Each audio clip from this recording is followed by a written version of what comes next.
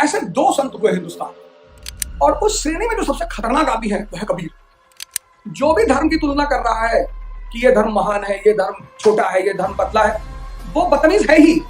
अज्ञानियों की संख्या ज्यादा बढ़ने से समाज में दिक्कत नहीं आती। समाज में दिक्कत आती है जब बहुत पढ़े लिखे मूर्खों जैसी बात करते। पाखंडी कौन? जो जानबूझकर अच्छा बनने की कोशिश करे। कुछ आपको फॉलो नहीं करना पड़ेगा कि मुझे झूठ नहीं बोलना है। और जब तक भारत है तब तक ये दुनिया है।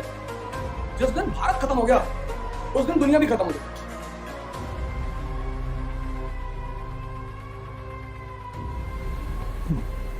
जय हिंद फ्रेंड्स।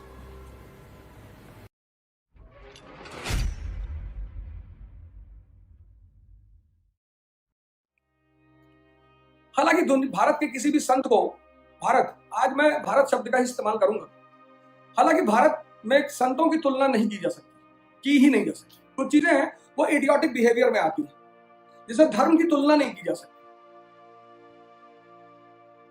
जो धर्म की तुलना कर रहा है वो बदतमीज है ही है, वो बॉर्न बदतमीज, पैदाइशी है, उसको समझ में ही नहीं आया रिलीजन क्या है।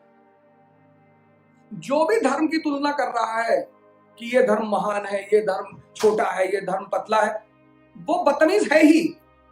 या फिर पढ़ा लिखा अगर है, एमएससी है, बीएससी है, इंजीनियर है, डॉक्टर, वो बदतमीज है। अगर बेचारा नहीं पढ़ा लिखा है, संगत में नहीं रहा है, तो अज्ञानी है।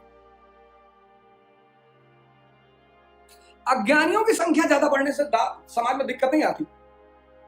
समाज में दिक्कत आती है जब बहुत पढ़े लिखे मूर्खों जैसी बात करते हैं, जिनको बड़ी प्रचलित भाषा में जाहिल कहा जाता है। धर्मों की तुलना नहीं, सब धर्म बराबर है। मैं तो कल आपसे कहा क्योंकि प्रूव कर दे कोई धर्म गलत है।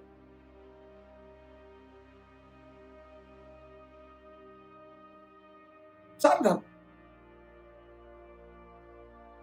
कोई खराबी नहीं।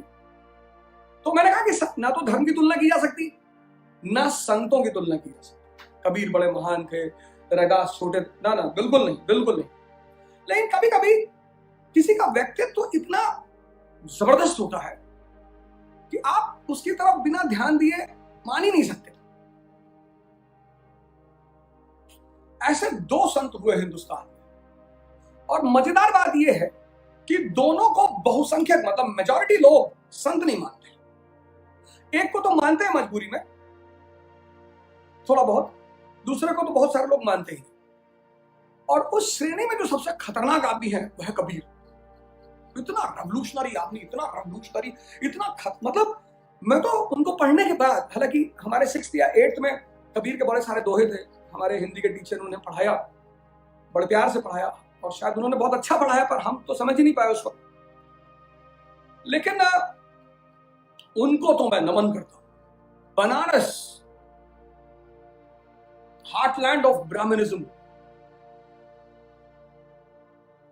द हार्टलैंड ऑफ इस्लाम, मुसलमान बुनकर, वीवर्स, और वहां वो बंदा ऐसी ऐसी बातें करता है। कहता मूर्ति पूजा की कोई जरूरत नहीं, कहता तीर्थ यात्रा पर जाने की कोई जरूरत नहीं, कहता कोई किताब पढ़ने की कोई जरूरत नहीं, कहता सन्यासी बनने की कोई जरूरत नहीं, कहता पूजा करने की कोई जरूरत नहीं, नमाज पढ़ने की। लिखा है सर, मैं अपनी तरफ से नहीं कह रहा, ये देखिए sir,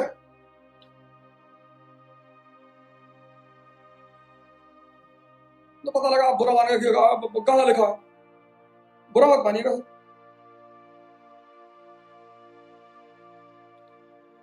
Satish Chandra, page number 189 or 159, he strongly denounced idol worship, pilgrimages, bathing in holy rivers, or taking part in formal worship such as namaz.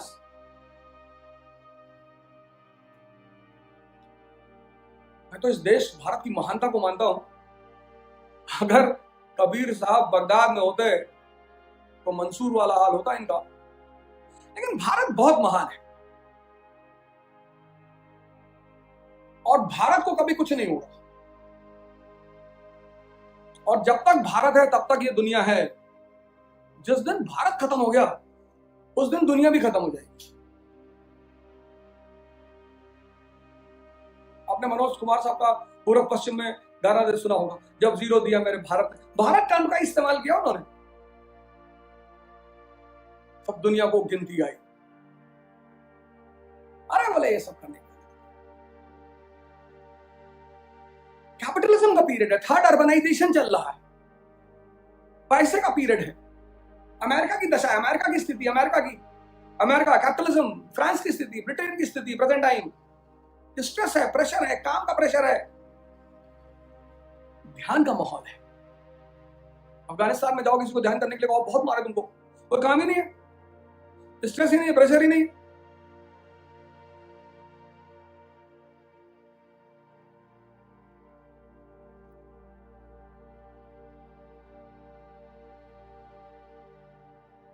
Tension ही नहीं। तो फिर कबीर बात किसी करते हैं, fundamental unity of human being. सारे मनुष्य समान हैं।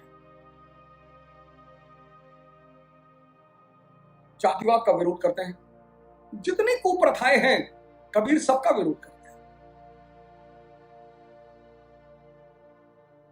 सबका। और यह अमेंडमेंट जो उस समय के जागरूक लोग समझ रहे थे, अगर यही कबीर 8th सेंचुरी में हुए होते, कोई नहीं पूछता इनको। रेलेवेंसी, जब किसी चीज की उपयोगिता होती है ना, उसे बड़ा प्रमोशन मिलता है। ओशो ने सेक्स पर चर्चा की 70s में, ज्यादा उन्हें इज्जत नहीं मिली। आज उन सारी बातों को बहुत सारे लोग पढ़ना चाहते हैं, क्योंकि अब रेलेवेंसी है। तब लिव इन रिलेशनशिप का मतलब फांसी की सजा थी, अब जरूरत है।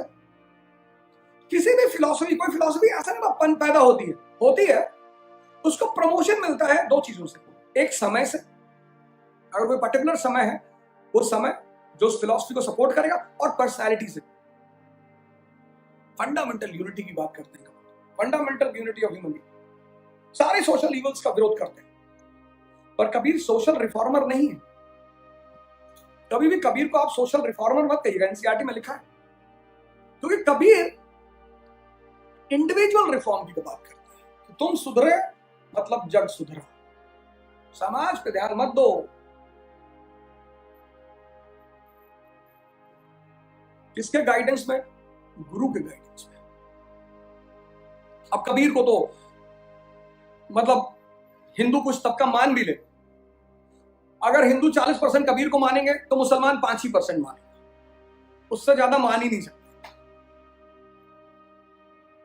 क्योंकि वो आदमी जितनी क्रांति की बात करता है, पाथर पूजे हर मिले तो मैं पूजू, पहाड़ और ताते तो चकिया भली तीस खाए संसार,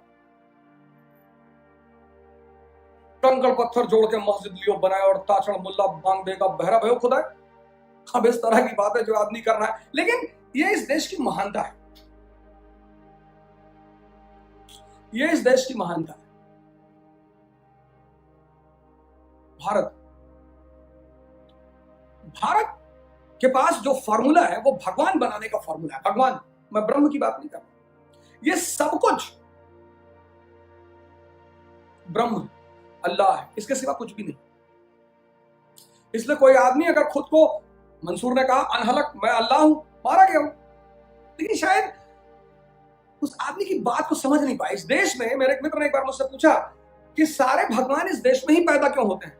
मैंने कहा भगवान पैदा नहीं होते, पैदा तो इंसान ही होते हैं। इस देश में पारस है, यहां के गुरु, रामानंद जैसे गुरु, जिनको फॉर्मूला पता है इंसान को भगवान बनाने की।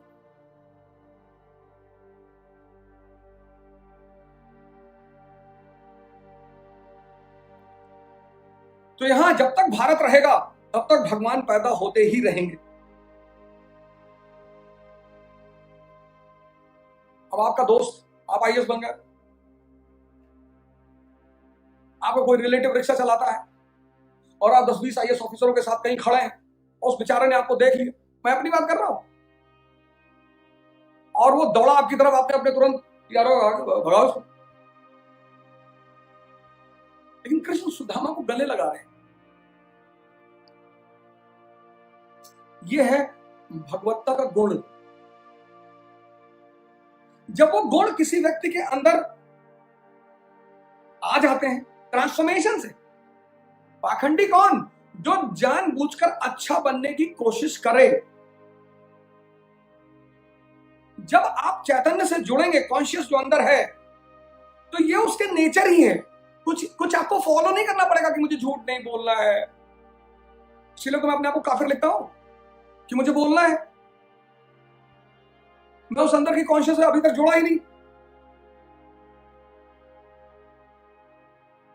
पाखंड में जीवन नहीं जीना है, तब तो और नरक जीवन हो जाएगा। नरक क्या, जितने लोग पाखंड में रह रहे हैं वो नरक में हैं।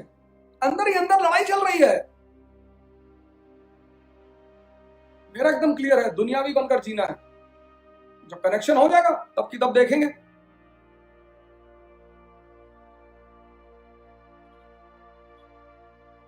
पाखंड नहीं करना।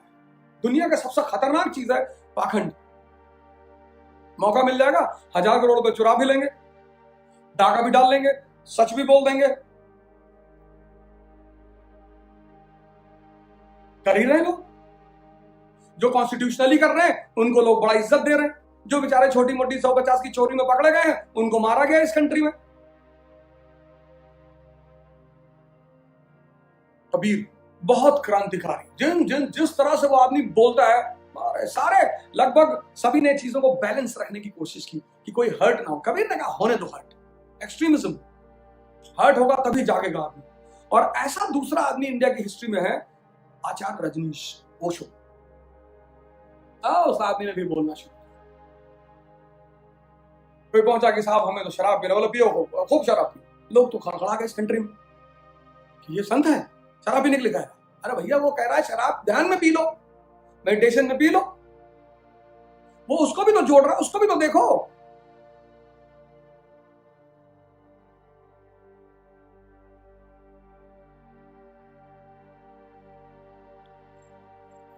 पच्चीस साल तक आपने कोई चीज किया, किसी पद्धति पे आप जिए, उसके बाद आपको ट्रांसफॉर्म होना है और आप आश्रम में जाते हैं और एक आदमी कहता है आज ये जो 25 साल की तुम्हारी आदतें सब छोड़ दो, तब तुम्हें अंदर आने दूंगा। आप पागल हो जाएंगे। वो अगर आश्रम का मैनेजर ये कहे आपसे कि आओ, जैसे जैसे अंदर से बदलना, चीजें छूट जाएंगी, तब आपको बड़ी सुविधा लगेगी, तब आपको बड़ा अच्छा लगेगा।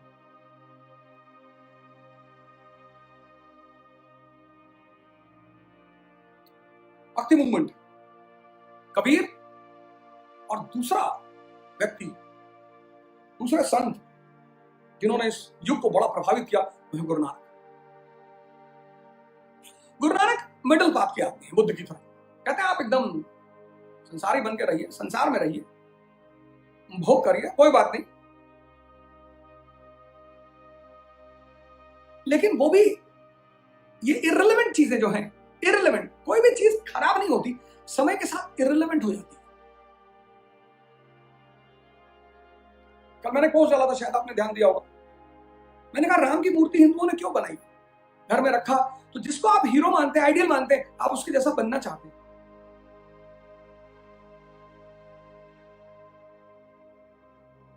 आपका हीरो आपका फ्यूचर है। तो आपने शिव भगवान की मूर्ति सामने रखी, राम की रखी, कृष्ण की रखी, तो आपके वो हीरो है, आइडियल है। आपने उनकी तो पूजा कर ली और सलमान खान से आप प्रभावित हैं, तो आप खत्म हैं।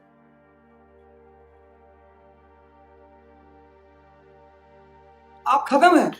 इसलिए मूर्ति पूजा को बड़ा बढ़ावा मिला हिंदू धर्म में। उसके सारे बड़े सारे पॉजिटिव रीजन थे, लेकिन चूंकि वो बाधा बन रही थी ध्यान में, तो बोले हटा दो। बुद्ध अपने शिष्यों से कहते थे कि अगर ध्यान करते वक्त कभी मैं भी तुम्हारे सामने पड़ जाऊं, मुझे भी काट देना। और गुरु नानक ने सबसे ज्यादा एम्फोसाइज किया कैरेक्टर और कंडक्ट पे। और इन दोनों लोग सदी के बहुत प्रभावशाली संत साबित हुए। और इस तरह भक्ति मूवमेंट चलता रहा और एक से एक सितारे, एक से एक तारे गैलेक्सी में। कबीर, नानक, रैदास, नामदेव, एक से एक, मतलब सब एक से बढ़कर एक। और भारत का मतलब है ज्ञान, भारत का मतलब है गुरु।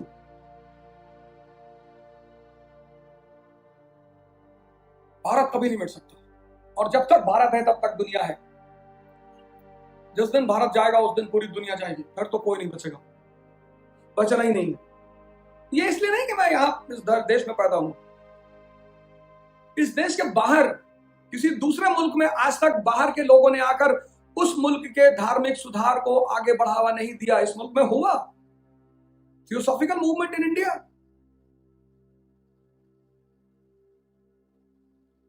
क्योंकि इस धर्म को, इस देश के गुरुओं को फॉर्मूला पता है। The one and only coaching in India which has started NCERT program, class program is ICRA. ICRA will start your preparation from the first stage. There will be a separate batch for English medium or completely English and a batch bilingual. Offline and online start in the month of June.